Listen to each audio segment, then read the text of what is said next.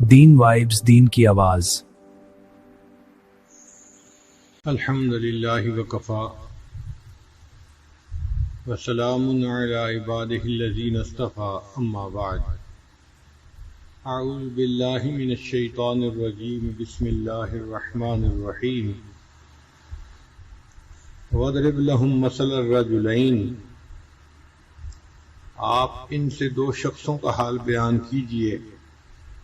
جعلنا لأحدہما جنتین من اعناب، ان میں سے ایک کو ہم نے انگور کے دو باغ عطا کیے۔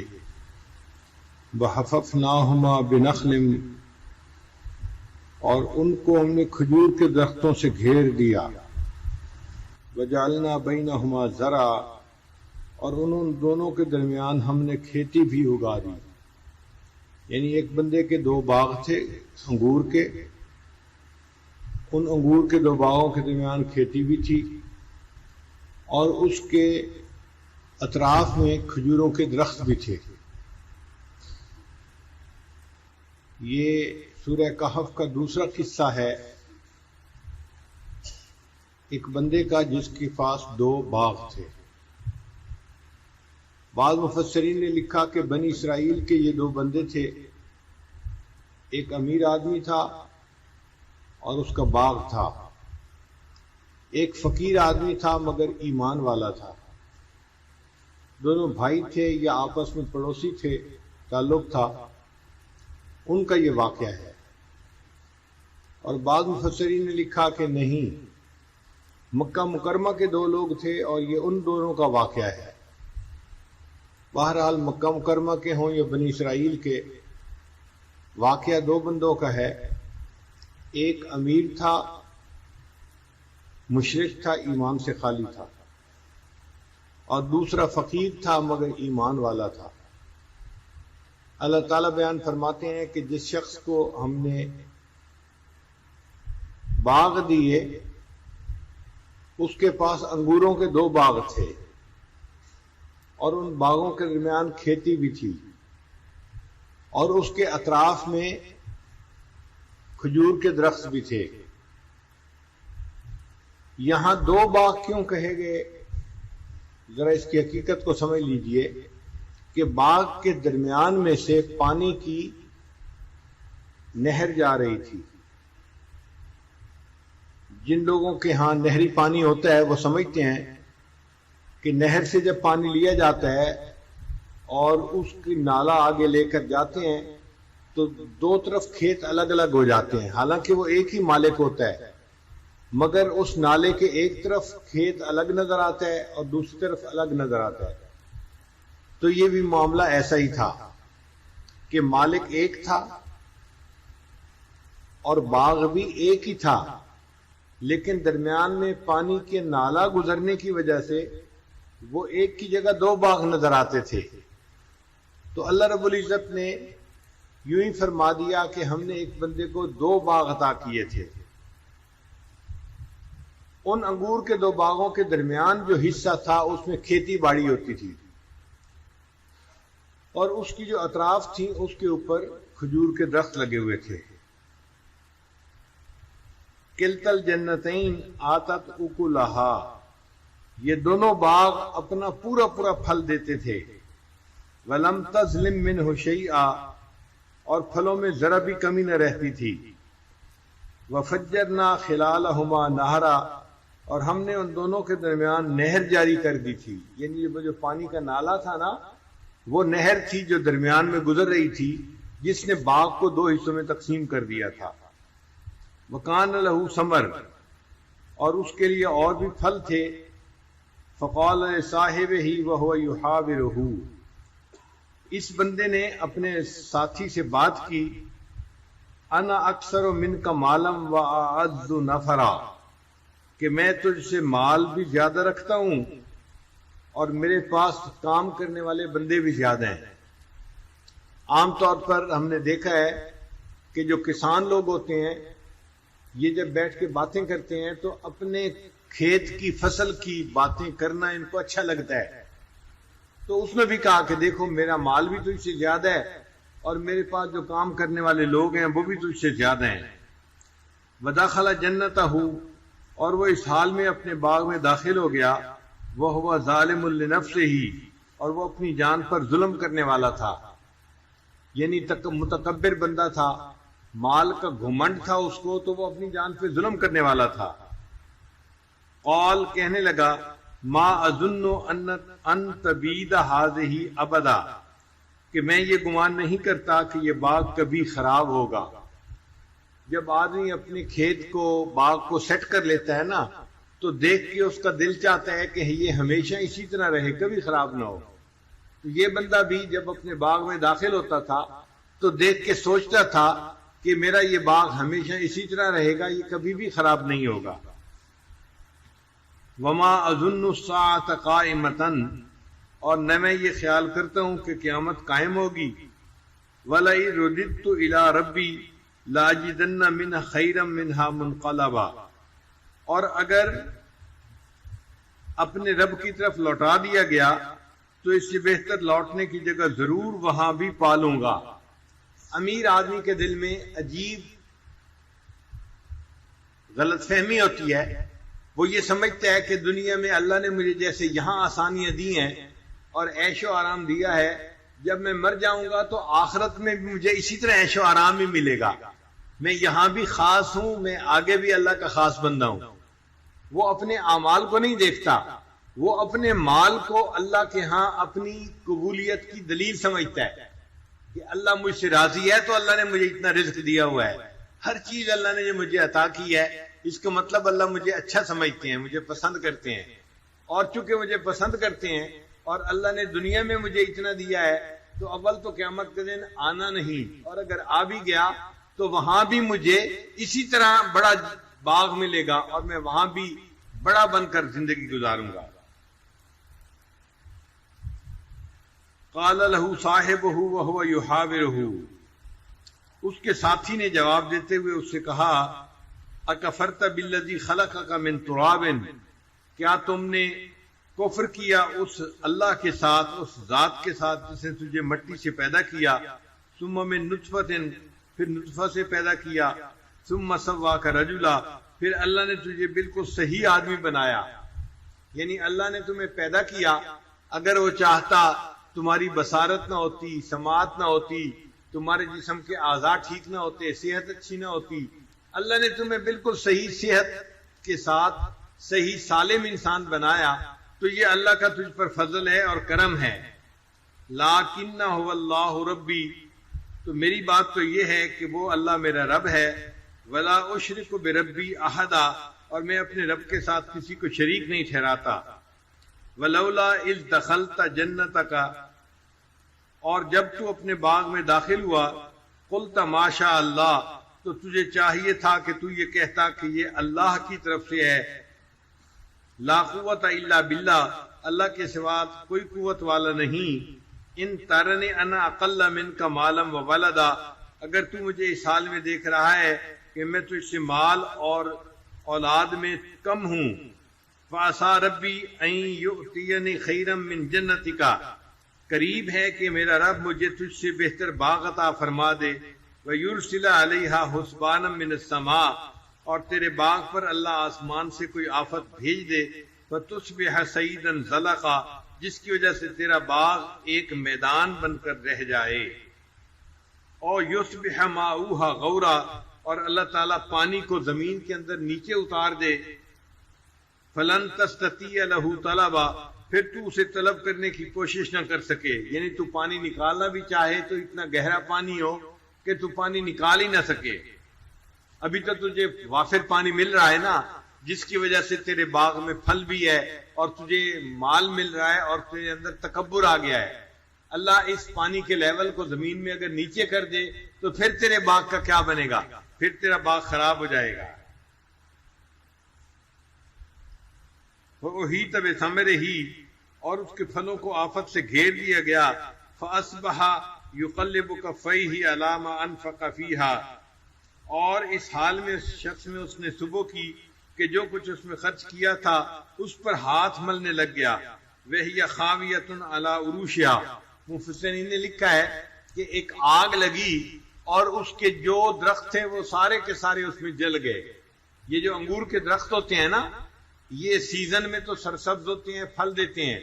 جب سیزن ختم ہو جاتا ہے تو اس کے پتے بالکل خشک ہو جاتے ہیں، بلکہ اس کو کاٹ دیا جاتا ہے تو باقی خشک لکڑی کی طرح درخت رہ جاتا ہے. اب جب آگ لگی تو وہ جو خشک لکڑی کی طرح درخت تھے وہ جل گئے، اور اس کا باغ بالکل چٹیل میدان کی طرح بن گیا. اور اس نے پھلوں کو لٹکانے کے لیے جو اس کے اوپر چیزیں لگائی ہوئی تھیں وہ بھی جل کر نیچے گر گئیں. اب وہ افسوس کرنے لگا، میں نے تو اس باغ کو ڈیولپ کرنے کے لیے اتنا پیسہ خرچ کیا تھا، آگ لگ گئی، میرا پیسہ بھی ضائع ہو گیا اور میرا باغ بھی چلا گیا.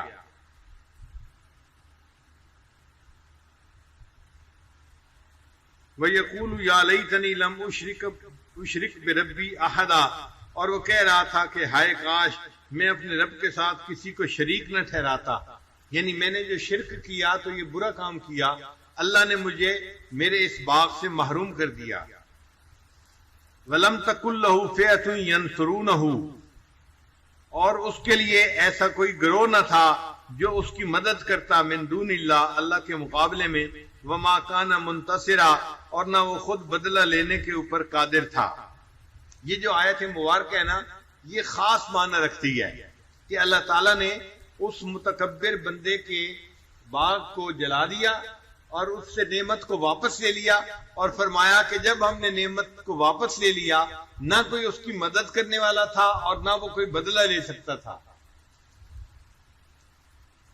ہنالک الولایۃ للہ الحق، ایسے موقع پر اللہ کے سوا میں اللہ ہی کی مدد ہوتی ہے جو حق ہے. ہوا خیر ثوابا و خیر عقبا، وہ بہتر ہے ثواب کے اعتبار سے اور بہتر ہے انجام کے اعتبار سے. یہ اس باغ والے کا قصہ ہے جو سورہ کہف کے اندر بیان کیا گیا. پھر اس کے ساتھ اللہ تعالیٰ دوبارہ انسان کو زندگی اور آدم علیہ الصلوۃ والسلام کے قصے کی طرف لے کے آتے ہیں. فرمایا وَاضْرِبْ لَهُم مَثَلَ الْحَيَاةِ الدُّنْيَا كَمَاءٍ أَنزَلْنَاهُ مِنَ السَّمَاءِ، اور آپ ان لوگوں سے دنیاوی زندگی کی حالت بیان کر دیجئے کہ یہ تو پانی ہے جو ہم نے آسمان سے اتارا. فَاخْتَلَطَ بِهِ نَبَاتُ الْأَرْضِ، پھر اس کے ذریعے زمین سے اگنے والی چیزیں خوب پیدا کیں. حشیماً تذروہ الرياح، اور پھر وہ چیزیں جو تھیں وہ چورا چورا ہو کر رہ گیا. وَقَانَ اللَّهُ عَلَى كُلِّ شَيْءٍ مُقْتَدِرًا، جسے ہوائیں اڑا کر لے گئیں اور اللہ ہر چیز پر قادر ہے. المال والبنون زینت الحیات الدنیا، یہ آیت مبارکہ یہ بتا رہی ہے کہ دیکھو جس کو دنیا میں نعمت ملی ہے وہ اس نعمت کو اللہ کی طرف منسوب کرے. اگر اللہ کی طرف منسوب کرنے کی بجائے اپنی طرف منسوب کرے گا تو جو پروردگار نعمتیں دینا جانتا ہے وہ پروردگار نعمت واپس لینا بھی جانتا ہے، وہ واپس بھی نعمت لے لیتا ہے. اللہ نے اس بندے کو باغ دیا تھا، یہ تکبر کرنے لگ گیا. اللہ نے آگ لگا کے اس کے باغ کو جلا دیا اور راکھ جو تھی اس کو ہوا نے اڑا دیا، کچھ بھی اس کے پلے نہیں بچا. اب اس کا کوئی مددگار بھی نہیں اور وہ اللہ سے بدلہ بھی نہیں لے سکتا، چونکہ اللہ تو غالب ہے اپنے کام میں. تو اللہ فرماتے ہیں کہ یہ دنیا کی مثال تو پانی کی مانند ہے. پانی ہم اتارتے ہیں اور زمین کے اندر کھیتی ہو جاتی ہے، پھر وہ کھیتی خشک ہو جاتی ہے اور ہوا اس مٹی کو اڑا دیتی ہے. وَيَوْمَ نُسَيِّرُ الْجِبَالَ وَتَرَى الْأَرْضَ بَارِزَةً، اور جس دن ہم پہاڑوں کو چلا دیں گے اور اے مخاطب تو زمین کو دیکھے گا کہ وہ کھلا میدان ہے. وَحَشَرْنَاهُمْ، اور ہم ان سب کو جمع کر لیں گے. فَلَمْ نُغَادِرْ مِنْهُمْ أَحَدًا، تو ان میں سے کسی کو بھی نہ چھوڑیں گے. وَعُرِضُوا عَلَىٰ رَبِّكَ صَفًّا، اور وہ آپ کے رب پر صفیں بنائے ہوئے پیش کیے جائیں گے. لَقَدْ جِئْتُمُونَا كَمَا خَلَقْنَاكُمْ أَوَّلَ مَرَّةٍ، آج تم ہمارے پاس اسی حالت میں آئے ہو جیسا کہ ہم نے تمہیں پہلی بار پیدا کیا تھا. یعنی جب انسان پیدا ہوتا ہے نا تو ایک ایک بچہ دنیا میں آتا ہے، پیدا ہوتا رہتا ہے، ایک ایک بچہ دنیا میں پیدا ہوتا ہے اور دنیا میں آتا رہتا ہے. اسی طرح قیامت میں انسان صفیں بنائیں گے اور ایک ایک کر کے اپنے رب کے سامنے حساب کے لیے پیش ہوں گے. جئتمونا فرادا کما خلقناکم اول مرۃ، ایک ایک کر کے اللہ کے سامنے پیش ہوں گے اور اپنے کیے کا حساب دیں گے اللہ کے سامنے. ووضع الکتاب، اور اعمال نامے رکھ دیے جائیں گے. فتر المجرمین، آپ مجرمین کو دیکھیں گے، مشفقین مما فی، کہ وہ اپنے نام اعمال کے اندر جو لکھے ہوئے گناہ ہوں گے ان کی وجہ سے ڈر رہے ہوں گے. وَيَقُولُونَ، اور وہ یوں کہیں گے، یا ویلتنا ما لہذا الکتاب، ہے ہماری بربادی یہ کیسی کتاب ہے، لا یغادر صغیرۃ ولا کبیرۃ الا احصاها، اس نے کسی چھوٹے یا بڑے گناہ کو نہیں چھوڑا. ووجدوا ما عملوا حاضرا، اور جو انہوں نے دنیا میں کیا ہوگا اس سب کو اپنے نام اعمال میں حاضر پائیں گے. ولا یظلم ربک احدا، اور تیرا رب تو کسی کے اوپر ظلم نہیں کرے گا. تو اللہ تعالیٰ نے آخرت کے بارے میں یہ چند آیات جو ہیں درمیان میں بیان فرما دی تاکہ دنیا سمجھے کہ صرف دنیا ہی کی زندگی تک بات نہیں ہے، اصل زندگی تو آخرت کی ہے، اور ہمیں آخرت میں اپنے اعمال کا حساب اللہ کے سامنے دینا ہے. پھر اللہ تعالیٰ فرماتے ہیں وَإِذْ قُلْنَا لِلْمَلَائِكَةِ اسْجُدُوا لِآدَمَ، اور جب ہم نے فرشتوں سے کہا کہ تم آدم کو سجدہ کرو، فسجدوا، ان سب نے سجدہ کر لیا، الا ابلیس، مگر ابلیس نے نہ کیا. کان من الجن، وہ جنوں میں سے تھا. ففسق عن امر ربی، اس نے اپنے رب کی نافرمانی کی. افتتخذونہ وذریتہ اولیاء من دونی وہم لکم عدو، پھر کیا تم مجھے چھوڑ کر اسے اور اس کی ذریت کو دوست بناتے ہو؟ یعنی اے انسانوں، تم اللہ کو چھوڑ کر شیطان کو اور شیطان کی ذریت کو دوست بناتے ہو، حالانکہ وہ تو تمہارا دشمن ہے. بئس للظالمین بدلا، یہ ظالموں کے لیے بہت برا بدل ہے. ما اشہدتہم خلق السماوات والارض، میں نے انہیں آسمانوں کے اور زمین کے پیدا کرنے کے وقت نہیں بلایا. ولا خلق انفسہم، اور نہ ان کے پیدا کرنے کے وقت میں. وما کنت متخذ المضلین عضدا، اور میں گمراہ کرنے والوں کو اپنا مددگار بنانے والا نہیں ہوں. وَيَوْمَ يَقُولُ نَادُوا شُرَكَائِيَ الَّذِينَ زَعَمْتُمْ، اور اس دن کو یاد کرو جس دن اللہ فرمائے گا کہ تم انہیں بلاؤ جنہیں تم میرا شریک سمجھتے تھے. فَدَعَوْهُمْ، پس وہ ان کو پکاریں گے. فَلَمْ يَسْتَجِيبُوا لَهُمْ، اور وہ ان کے بت، ان کے جو شرکاء ہوں گے ان کو جواب نہیں دیں گے. وَجَعَلْنَا بَيْنَهُمْ مَوْبِقًا، اور ہم ان کے درمیان ایک آڑ بنا دیں گے. وَرَأَى الْمُجْرِمُونَ النَّارَ، اور مجرم لوگوں کو ہم مجرم لوگ دوزخ کو دیکھیں گے. فَظَنُّوا، پھر یقین کر لیں گے، أَنَّهُمْ مَوَاقِعُوهَا، کہ وہ اس میں گرنے والے ہیں. وَلَمْ يَجِدُوا عَنْهَا مَصْرِفًا، اور اس سے بچنے کی کوئی اور ان کے پاس راہ نہیں ہے. وَلَقَدْ صَرَّفْنَا فِي هَذَا الْقُرْآنِ لِلنَّاسِ مِنْ كُلِّ مَثَلٍ، اور لوگوں کے لیے ہم نے اس قرآن میں طرح طرح کے عمدہ مضامین بیان کیے ہیں. وَكَانَ الْإِنسَانُ أَكْثَرَ شَيْءٍ جَدَلًا، اور انسان جھگڑے میں بہت زیادہ بڑھ کر ہے. وَمَا مَنَعَ النَّاسَ أَن يُؤْمِنُوا، اور ہدایت آ جانے کے بعد لوگوں کو ایمان لانے اور اپنے رب سے مغفرت طلب کرنے سے صرف اس بات نے روکا ہوا ہے. وَيَسْتَغْفِرُوا رَبَّهُمْ إِلَّا أَن تَأْتِيَهُمْ سُنَّةُ الْأَوَّلِينَ أَوْ يَأْتِيَهُمْ عَذَابُ قُبُلًا، کہ ان کے ساتھ اگلے لوگوں جیسا معاملہ ہو جائے یا ان کے آمنے سامنے عذاب آ جائے. یعنی وہ ایمان اس لیے نہیں لاتے کہ یا تو وہ عذاب کے انتظار میں ہوتے ہیں، یا وہ سمجھتے ہیں کہ جیسا پہلے لوگوں کے ساتھ معاملہ ہوا ایسا معاملہ ہمارے ساتھ بھی ہو. وَمَا نُرْسِلُ الْمُرْسَلِينَ إِلَّا مُبَشِّرِينَ وَمُنذِرِينَ، اور ہم پیغمبروں کو صرف بشارت دینے والا اور ڈرانے والا ہی بنا کر بھیجتے رہے ہیں. وَيُجَادِلُ الَّذِينَ كَفَرُوا بِالْبَاطِلِ لِيُدْحِضُوا بِهِ الْحَقَّ، اور جن لوگوں نے کفر اختیار کیا وہ باطل کے ذریعے جھگڑا کرتے ہیں. وَاتَّخِذُوا آیَاتِي وَمَا أُنذِرُوا هُزُوًا، اور اس کے ذریعے حق کو ہٹا دے، اور لوگوں نے میری آیات کو اور جس چیز کی ان کو ڈرایا گیا مذاق کی چیز بنا رکھا ہے. یعنی لوگ شریعت کو مذاق بنا لیتے ہیں. انبیاء کرام کے ساتھ یہ لوگ جھگڑتے رہے اور اپنے غلط جو ہے موقف کے اوپر یہ لوگ ڈٹے رہے.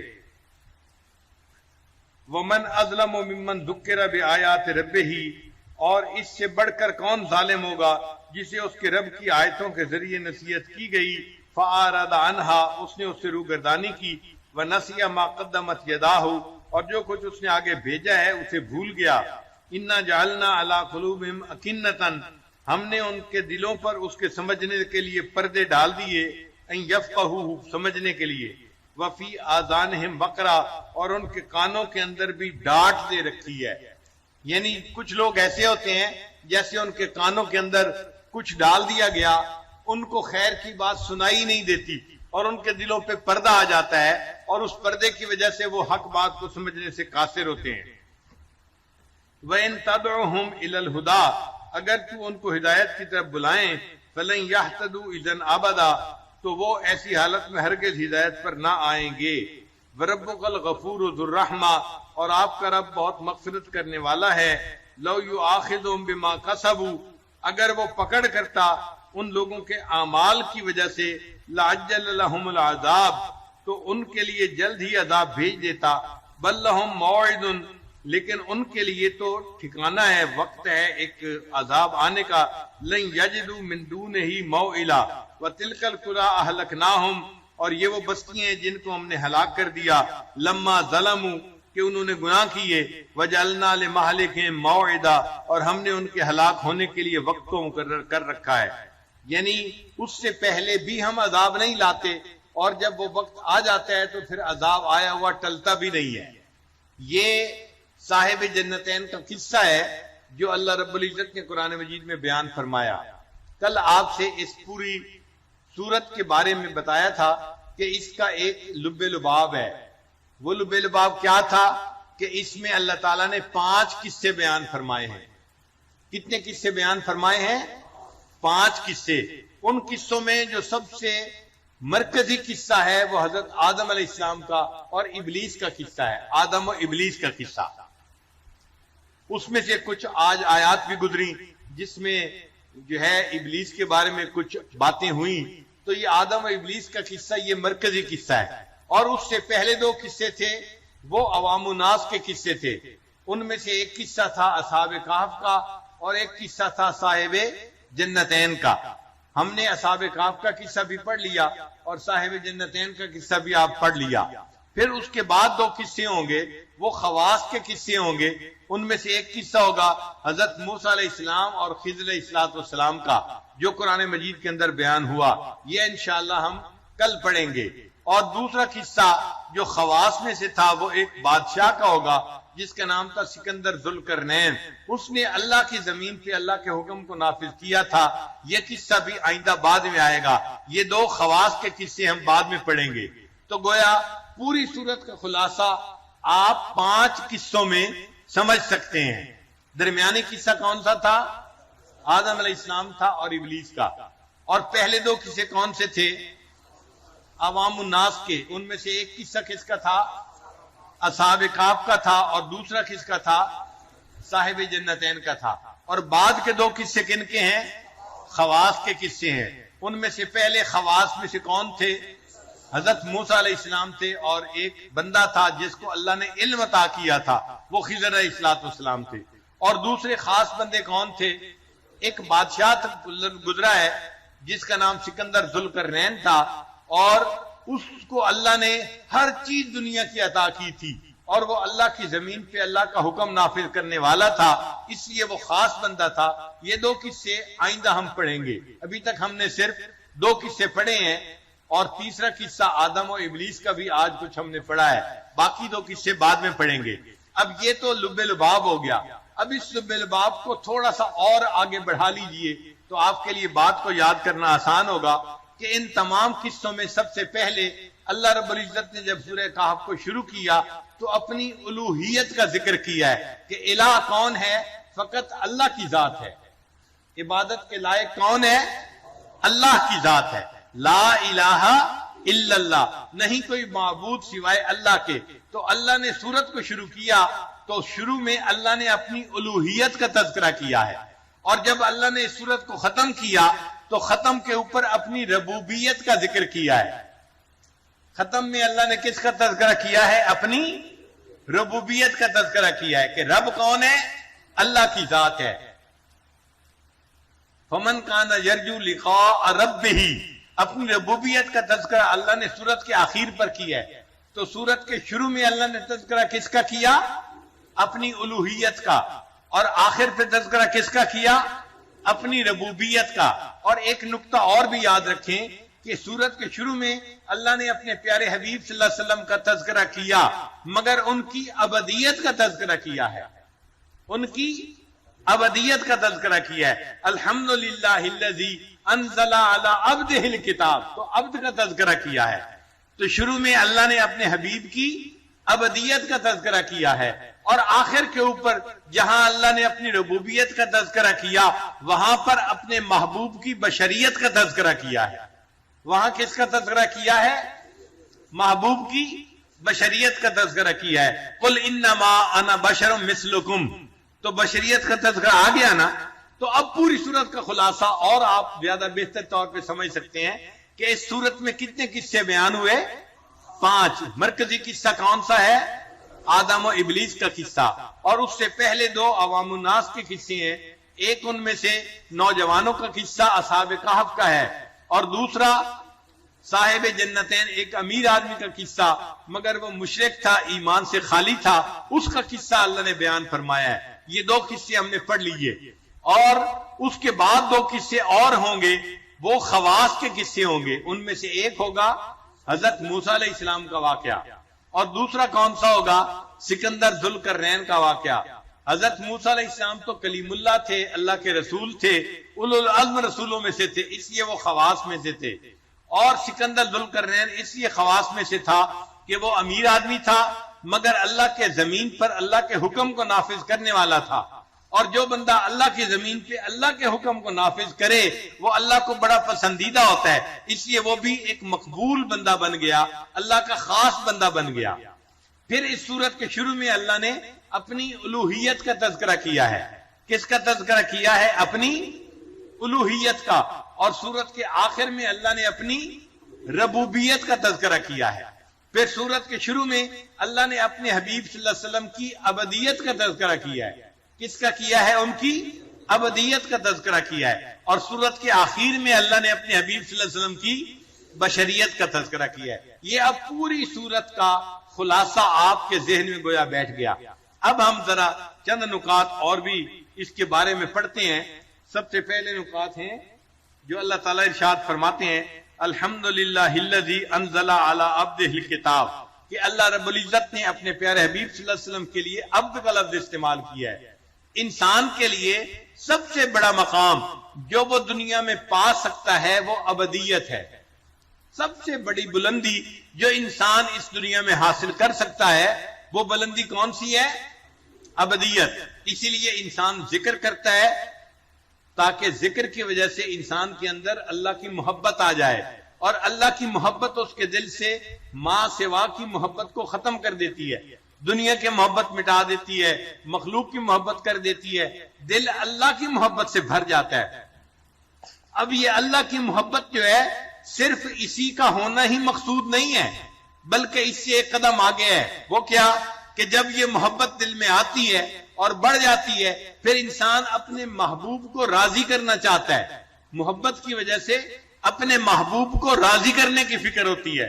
ماں بیٹے کو خوش کرتی ہے، بیٹا والدین کو خوش کرتا ہے، تو محبوب محب ہمیشہ اپنے محبوب سے محبت ہی نہیں کرتا بلکہ اپنے محبوب کو راضی کرنے کی فکر میں لگا ہوتا ہے۔ تو جب بندے کے دل میں اللہ کی محبت آ گئی، اب اس کے دل میں کیا خواہش پیدا ہوگی کہ میں اپنے اللہ کو راضی کروں، چنانچہ اس کے دل میں رضا کی طلب پیدا ہوتی ہے اور بندہ مقام رضا کو حاصل کرنے کی فکر میں آ جاتا ہے۔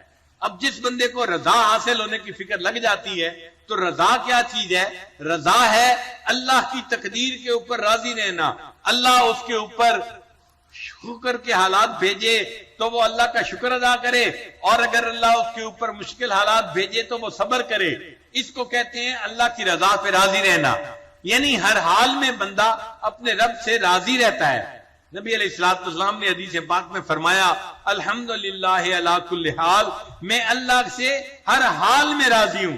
تو بندہ اپنے رب سے ہر حال میں راضی ہوتا ہے، خوشی میں بھی راضی ہوتا ہے اور غم میں بھی راضی ہوتا ہے۔ یہ مقام رضا کہلاتا ہے۔ یہ بڑا مقام ہے جو بندے کو دنیا میں حاصل ہو سکتا ہے، اور ایسا بندہ جس کو یہ مقام رضا حاصل ہو سکتا ہے وہ بندہ صحیح معنوں میں اللہ کا بندہ کہلاتا ہے، اس کو مقام ابدیت نصیب ہوتا ہے، اور یہ بندے کی معراج ہے جو دنیا میں اس کو حاصل ہو سکتی ہے۔ اور اللہ نے اپنے پیارے حبیب صلی اللہ علیہ وسلم کے لیے اس معراج والے لفظ کا نام استعمال کیا اور فرمایا الحمدللہ الذی انزل علی عبدہ الکتاب. تو عبد کا لفظ اللہ نے اپنے پیارے حبیب صلی اللہ علیہ وسلم کے لیے استعمال کیا. چنانچہ عبد کون ہوتا ہے؟ مفسرین نے لکھا العبد الذی لا یرا غیر سیدہ، کہ عبد وہ ہوتا ہے کہ جس کو اپنے آقا کے سوا کوئی نظر ہی نہیں آتا. غلام وہ ہوتا ہے جس کو اپنے آقا کے سوا کچھ نظر نہیں آتا، اس کی نظر میں بس اس کا آقا ہی سب کچھ ہوتا ہے. تو بندہ بھی وہ ہے کہ جس کو اللہ کے سوا کچھ نظر ہی نہیں آتا، اس بندے کی نظر میں سب کچھ اللہ ہی ہوتا ہے، اس لیے اس کے لیے عبد کا لفظ استعمال کیا. بعض مفسرین نے کہا العبد الذی لا ینازع سیدہ شیئا، کہ غلام وہ ہوتا ہے، بندہ وہ ہوتا ہے جو اپنے آقا سے کسی بات کے اندر اختلاف نہیں کرتا. یعنی غلام کیا اور اپنے آقا سے اختلاف کیسے کر سکتا ہے؟ غلام تو وہ ہوتا ہے جو ہر بات پہ لبیک کہنے والا ہو. اسی طرح بندہ بھی وہ ہے جو اپنے اللہ کے ہر حکم پر لبیک کہنے والا ہو. وہ اپنے اللہ کے کسی فیصلے کے اوپر اپنے دل میں غصہ نہیں کرتا، اپنے دل میں افسوس نہیں کرتا، شکوہ نہیں کرتا، بلکہ اللہ کے ہر حکم پر ہر حال میں اپنے اللہ سے راضی رہتا ہے. بعض مفسرین نے کہا کہ حقیقت العبد هو المتخلق باخلاق سیدہ، عبد وہ ہوتا ہے جو اپنے آقا کے اخلاق سے متعین یعنی متخلق ہو. یعنی غلام تو وہ ہوتا ہے نا کہ جو اس کے آقا کی عادات ہوں ان کو وہ اپنائے، وہ غلام کہلائے گا. یہ تو نہیں ہو سکتا نا کہ آقا نیک ہو اور غلام برا ہو، آقا نرم مزاج ہو غلام سخت مزاج ہو. یہ کیسے ہو سکتا ہے؟ غلام وہ ہوتا ہے کہ جس کی طبیعت اپنے مالک کی طبیعت کے مطابق ڈھل جائے، وہ غلام ہوتا ہے. لہذا بندہ بھی وہ ہوتا ہے کہ جس کے اندر اللہ کے خلق پیدا ہو جائیں. اس لیے حدیث پاک میں فرمایا گیا تخلقوا باخلاق اللہ، تم اپنے آپ کو اللہ کے اخلاق سے مزین کر لو.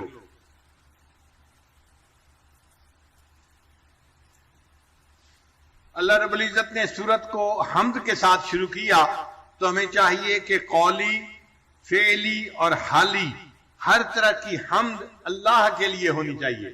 قولی کہتے ہیں زبان سے انسان الحمدللہ پڑھے، اللہ کی تعریف کرے، اللہ میں آپ سے ہر حال میں راضی ہوں، اے اللہ آپ نے مجھے بہت اچھے حال میں رکھا ہے، میں اپنے پروردگار سے ہر حال میں خوش ہوں. یہ قولی حمد ہو گئی. اور ایک ہے فعلی. فعلی کا مطلب یہ کہ انسان پھر اللہ کے حکموں کی فرما برداری بھی کرے. یہ اللہ کی حمد ہے کہ انسان اللہ کے حکموں کی پابندی کرنے والا ہو.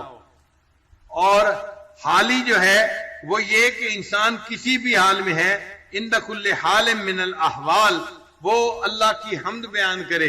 نبی علیہ السلام نے ارشاد فرمایا الحمدللہ علی کل حال، کہ میں اللہ سے ہر حال میں راضی ہوں.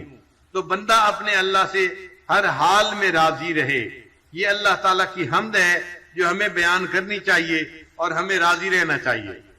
سورہ کہف کے اندر اللہ رب العزت نے کوئی ایک آیت ایسی نہیں بنائی کہ اس ایک آیت کی وجہ سے سورہ کہف کا پڑھنے والا فتنہ دجال سے بچ جائے گا، بلکہ سورہ کہف کے اندر جتنے واقعات ہیں وہ واقعات انسان کو ایسا سبق سکھاتے ہیں، ایسی تعلیم دیتے ہیں، ایسی ذہن سازی کرتے ہیں کہ ان کی تعلیمات دل میں اتر جائیں تو ایسا بندہ دجال سے فتنے سے محفوظ رہے گا.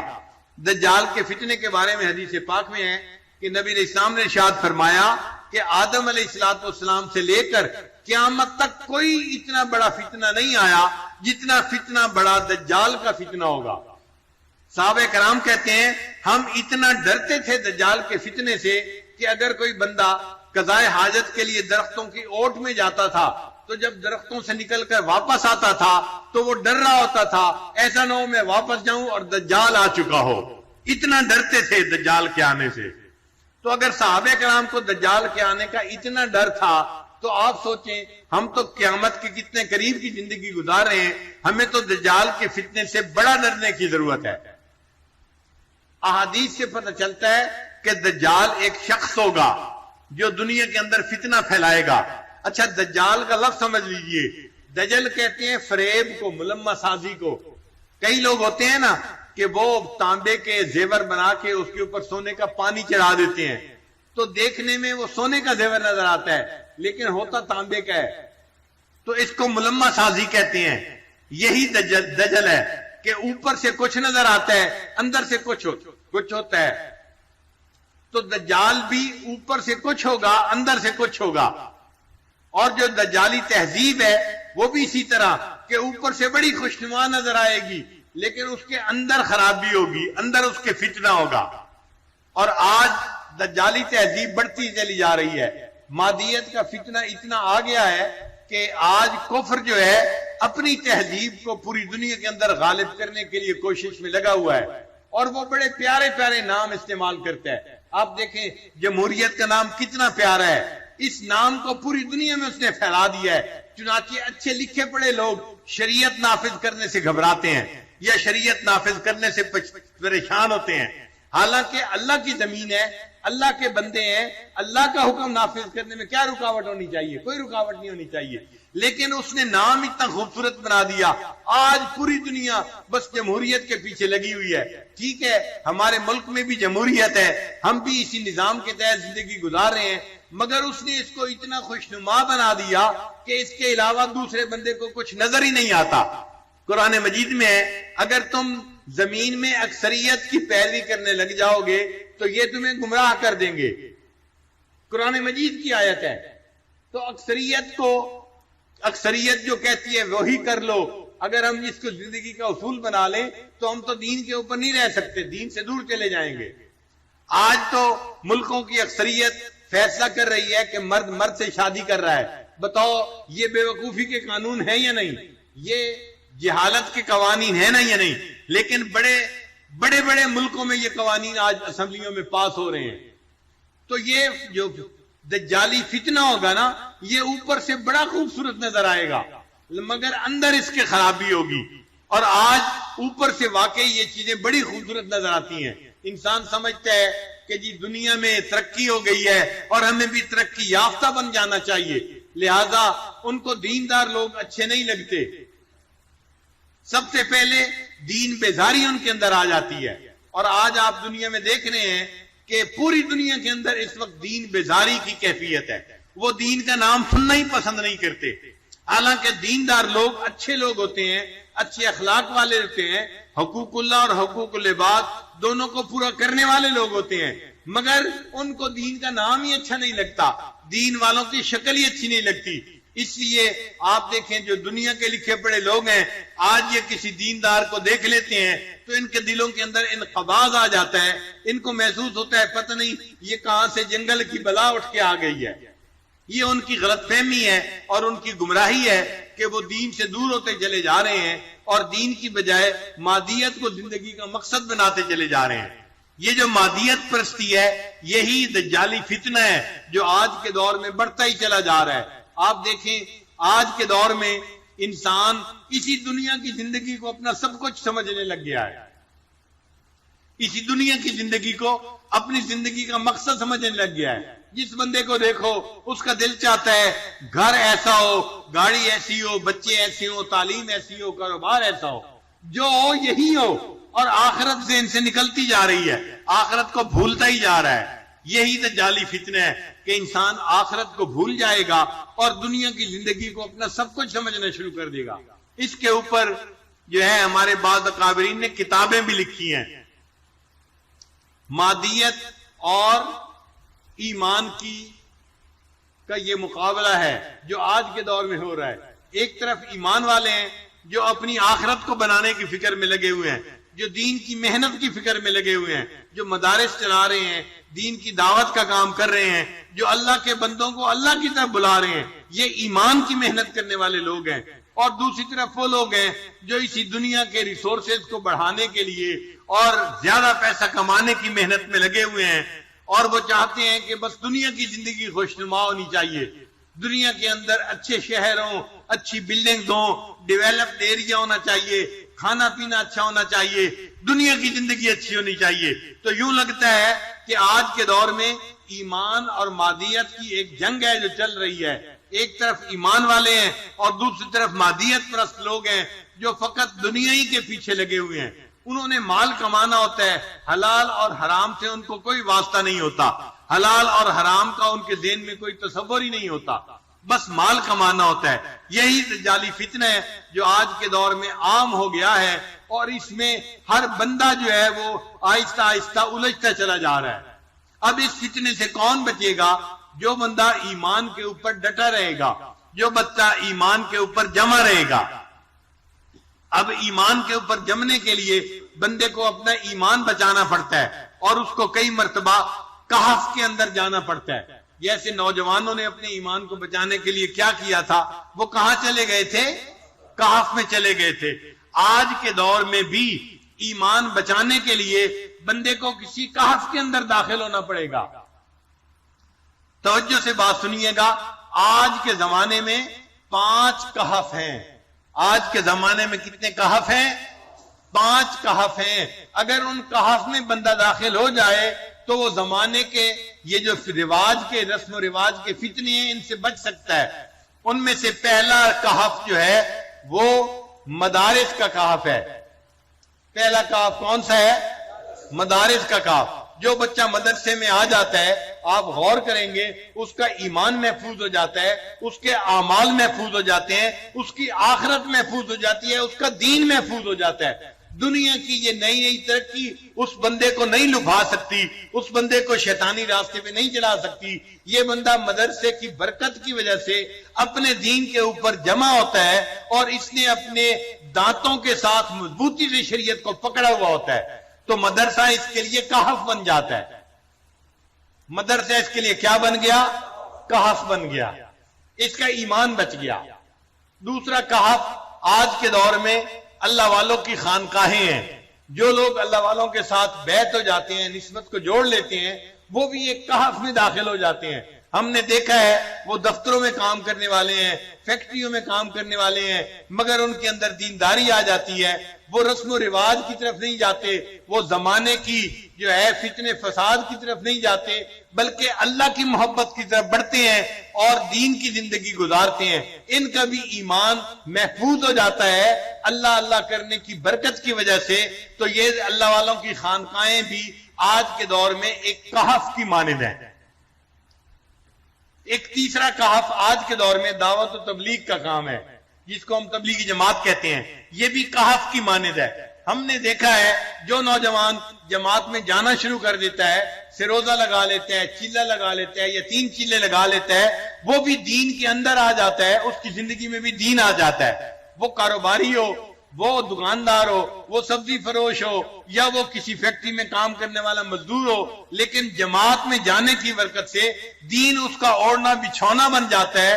اس کی اپنی زندگی بھی دین والی بن جاتی ہے، اور اس کے گھر کے بیوی بچے بھی دین والے بن جاتے ہیں. تو اس بندے کا دین بھی گویا تبلیغ میں آنے کی وجہ سے محفوظ ہو گیا. یہ تبلیغ اس کے لیے کیا بن گئی؟ کہف بن گیا.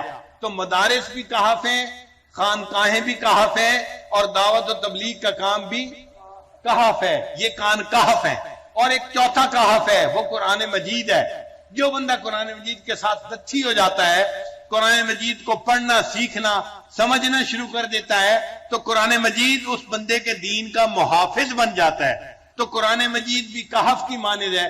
آپ غور کریں، جو نوجوان مسجدوں میں درس قرآن ہوتا ہے ان میں جڑ جاتے ہیں اور درس قرآن روزانہ اٹینڈ کرتے ہیں، ان لوگوں کا دین محفوظ ہو جاتا ہے. حالانکہ وہ یونیورسٹیوں میں پڑھنے والے ہوتے ہیں، وہ کام کرنے والے ہوتے ہیں، بازاروں میں بیٹھنے والے ہوتے ہیں، لیکن درس قرآن کی وجہ سے ان کی زندگی محفوظ ہو جاتی ہے. عورتوں میں ہم نے اس کا اثر زیادہ دیکھا ہے. آج کے دور میں اگر آپ دیکھیں تو ہمارے ملک میں ہزاروں جگہوں پر درس قرآن، دورہ قرآن کے نام پر مستورات قرآن مجید کا ترجمہ پڑھا رہی ہوتی ہیں، اور بہت ساری آنٹیاں، نوجوان یونیورسٹی کی بچیاں جا رہی ہوتی ہیں اور پورا رمضان وہ درس قرآن سن کر گزارتی ہیں. ان عورتوں کا بھی ایمان محفوظ ہو جاتا ہے، دین محفوظ ہو جاتا ہے. قرآن ان کے لیے کہف بن جاتا ہے. قرآن نے ان کے ایمان کو بچا لیا زمانے کے فتنوں سے. اور 5واں کہف مکہ اور مدینہ ہے.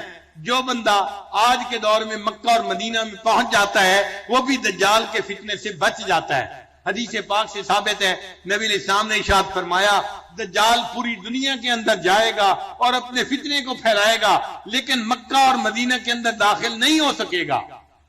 تو چونکہ حدیث پاک سے ثابت ہے کہ دجال مکہ اور مدینہ میں داخل نہیں ہو سکے گا، اس لیے مکہ اور مدینہ بھی کہف کی مانند ہو گئے، جو وہاں چلا جائے گا وہ دجال کے فتنے سے محفوظ ہو جائے گا۔ تو کتنے کہف دنیا کے اندر ہوئے؟ 5 کہف ہوئے۔ ایک کہف کون سا ہوا؟ مدرسے کے ساتھ جڑ جانا۔ چنانچہ آج کے دور میں یونیورسٹی کی بچیاں، کالج کی بچیاں، میڈیکل ڈاکٹر بچیاں جو مدارس کے ساتھ جڑ جاتی ہیں، وفاق کا نظام پڑھنا شروع کر دیتی ہیں، وہ ڈاکٹر بچیاں ہوتی ہیں مگر ان کی تہجد قضا نہیں ہوتی، ان کی نماز قضا نہیں ہوتی، وہ پردے دار، وہ بہت ہی زیادہ پاک دامن بچیاں بن جاتی ہیں۔ ان کی زندگی کے حالات پڑھتے ہیں تو حیران ہوتے ہیں کہ پہلے وقت میں تو بڑی بڑی جو ہے ولیہ عورتیں بھی ایسی زندگی نہیں گزارتی تھیں جیسی زندگی یہ نیک آج کی بچیاں گزار رہی ہیں۔ تو ان کے لیے یہ مدرسہ ایک کہف بن جاتا ہے جو ان کے ایمان کو بچا لیتا ہے۔ اور دوسرا کہف کون سا ہے؟ خانقاہ، اللہ والوں کی خانقاہیں جہاں بھی ہیں، یہ خانقاہیں بندے کو اللہ سے جوڑتی ہیں، اللہ کے ذکر سے جوڑ دیتی ہیں۔ ایسے لوگ رسم و رواج میں نہیں پڑھتے بلکہ انقطاع عن المخلوق حاصل کرتے ہیں اور ترک دنیا کرتے ہیں، اور ذکر کی کثرت کی وجہ سے یہ اللہ کی طرف بھاگتے ہیں، ففروا الی اللہ کا مصداق بن جاتے ہیں، ان کا بھی ایمان محفوظ ہوتا ہے۔ اس لیے یہ خانقاہیں ان کے لیے بھی کہف کی مانند بن جاتی ہیں۔ اور تیسرا کہف کون سا ہوا؟ دعوت و تبلیغ کا کام۔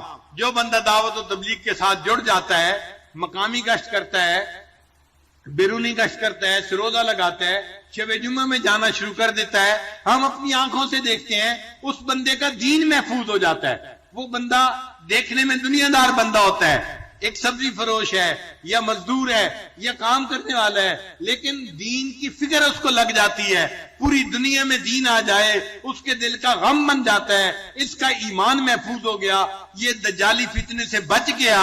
تو یہ دعوت و تبلیغ اس کے لیے کہف بن گئی، جیسے اصحاب کہف کا ایمان بچ گیا تھا، اللہ نے اس نوجوان کا ایمان اس دعوت و تبلیغ کی وجہ سے محفوظ فرما دیا۔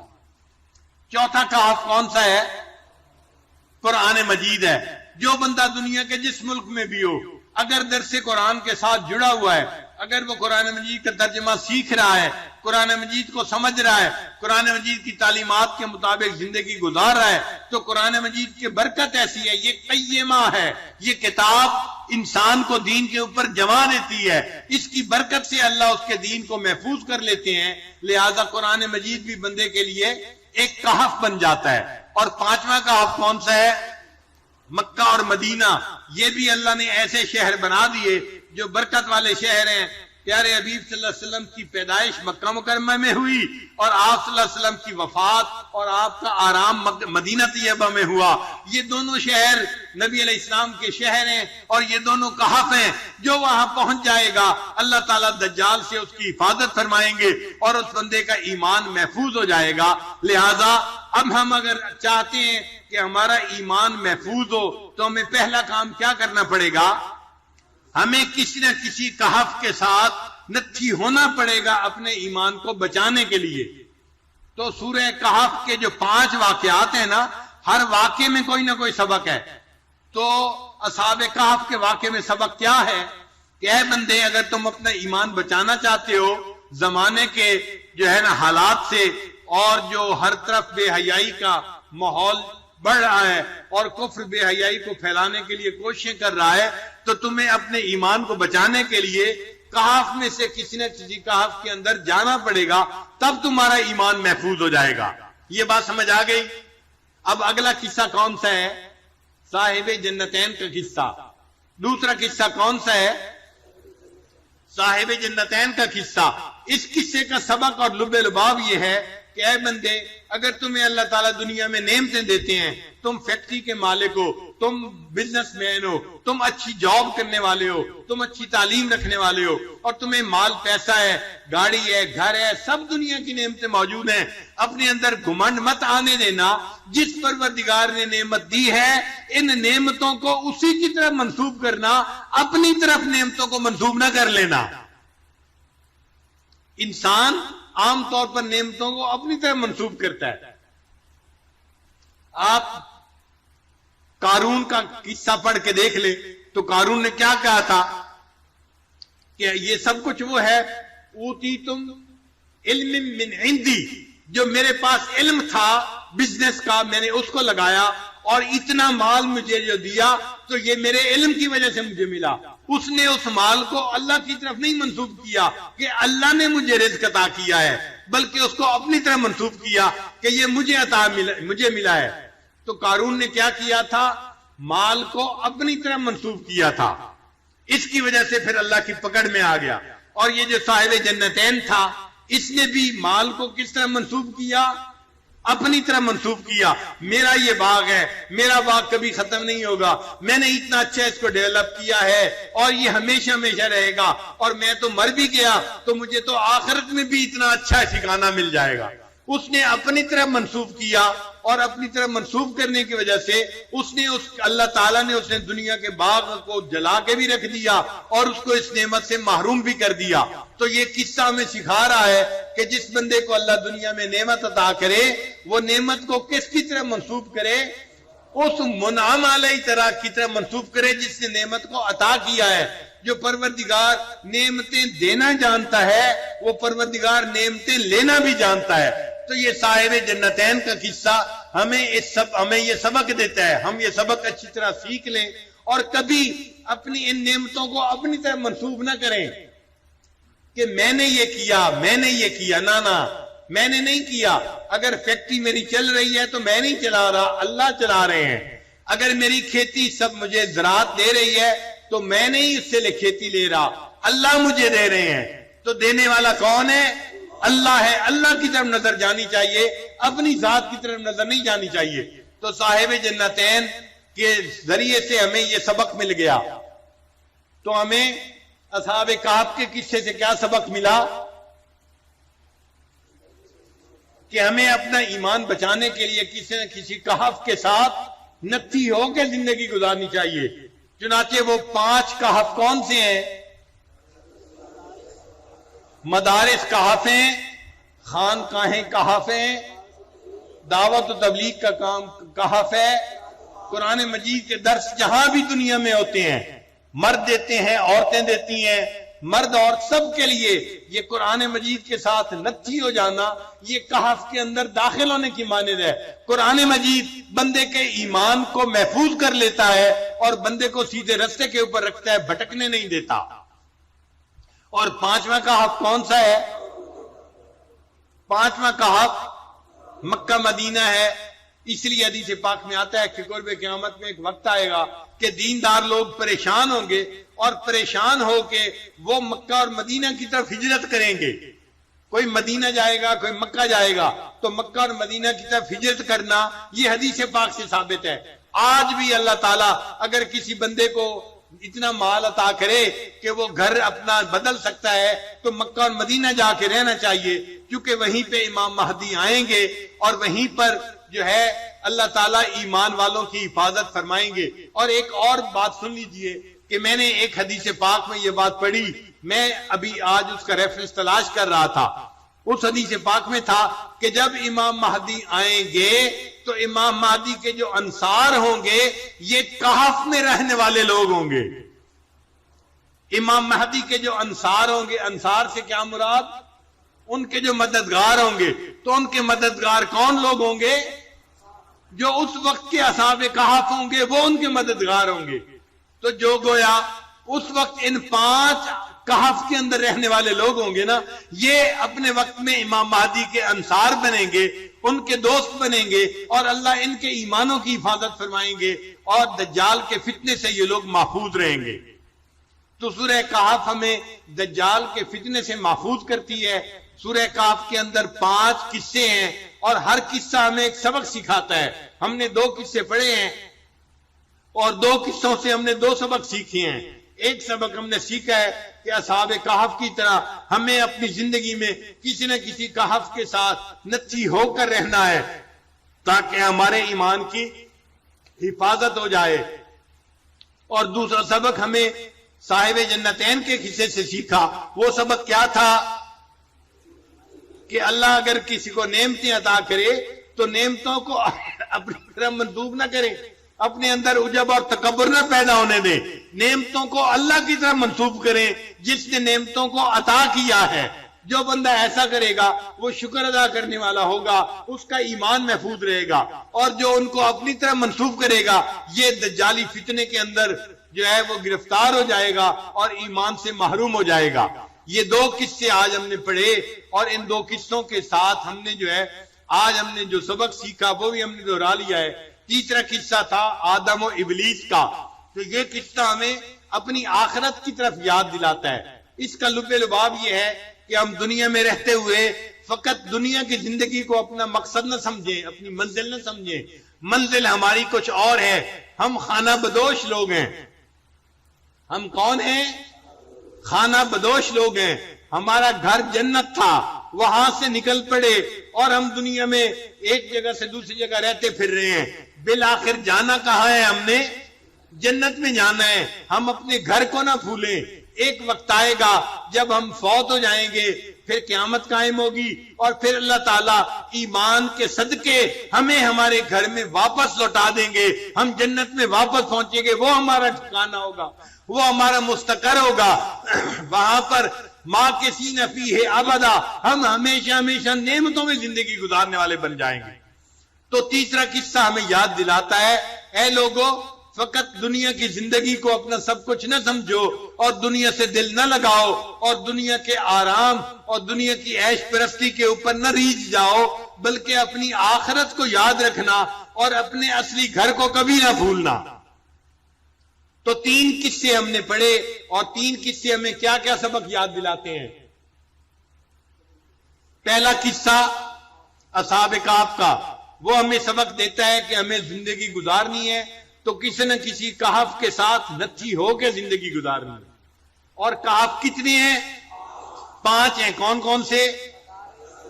مدارس، خانقاہیں، دعوت تبلیغ کا کام، قرآن مجید کا درس جہاں بھی ہوتا ہے، اور مکہ مدینہ، یہ 5 کہف ہیں۔ ہمیں ان کے ساتھ نتھی ہو کے زندگی گزارنی ہے، ہمارا ایمان محفوظ رہے گا اور ہم دجالی فتنے سے بچ کے زندگی گزار جائیں گے۔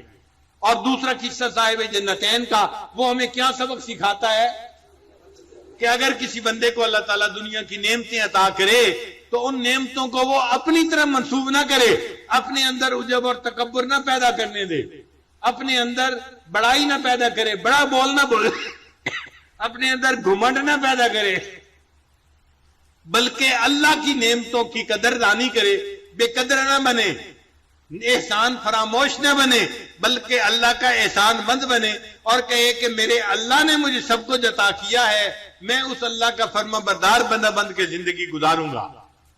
اور تیسرا قصہ جو آدم علیہ السلام کا ہے، وہ قصہ ہمیں کیا سبق سکھاتا ہے کہ ہم خانہ بدوش لوگ ہیں، ہمارا اصلی گھر کون سا ہے؟ جنت ہے۔ ہمیں جنت سے اللہ تعالیٰ نے امتحان کی خاطر دنیا میں بھیجا، ہم یہاں در بدر کی ٹھوکریں کھاتے پھرتے ہیں جیسے یہ خانہ بدوش لوگ ہوتے ہیں۔ آپ نے دیکھا ہے نا خانہ بدوش لوگوں کو، ایک جگہ گھر بناتے ہیں، پھر اپنا سب سامان اٹھا کے دوسری جگہ گھر بناتے ہیں، پھر تیسری جگہ گھر بناتے ہیں، چلتے پھرتے زندگی گزارتے ہیں۔ یہ دنیا کی زندگی ہماری بھی ایسی ہے کہ چند دن کی زندگی ہے، ہم نے بھی بس اپنی زندگی گزار کے بالآخر یہاں سے چلے جانا ہے، ہم نے یہاں دل نہیں لگانا۔ ہمارا دل اٹکے تو کہاں اٹکے؟ آخرت میں اٹکا ہوا ہو۔ التجافی عن دار الغرور والانابۃ الی دار الخلود، یہ ہماری کیفیت ہونی چاہیے۔ چنانچہ آدم علیہ السلام کا قصہ ہمیں اپنے اصلی گھر کی یاد دلاتا ہے، ہم اپنے اصلی گھر کو یاد رکھیں۔ اللہ تعالیٰ ہمیں دنیا میں نیکوکاری کی زندگی گزارنے کی توفیق عطا فرمائے، اور جب ہماری موت آئے اللہ ہمیں ایمان کے ساتھ یہاں سے جانے کی توفیق عطا فرمائے، اور قیامت کا حساب اللہ آسان فرمائے، اور ہمارے لیے اللہ تعالیٰ جنت میں داخلہ آسان فرمائے۔ وآخر دعوانا ان الحمد للہ رب العالمین۔